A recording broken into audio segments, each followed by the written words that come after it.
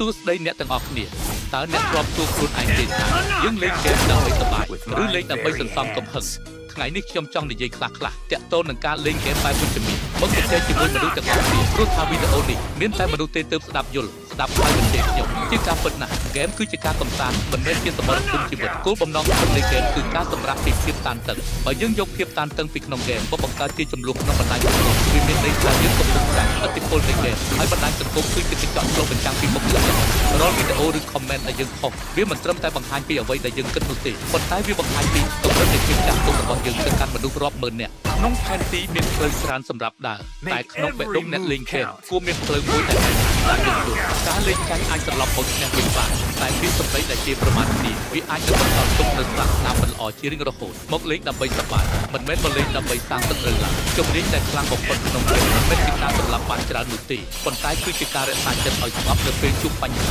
បើមានគេឌឺដងមកយើងការឆ្លើយតបដ៏ល្អបំផុតគឺភាពស្ងប់ស្ងាត់និងការអភិវឌ្ឍសមត្ថភាពខ្លួនឯងកុំឲ្យហ្គេមត្រួតត្រាលើអារម្មណ៍យើងអី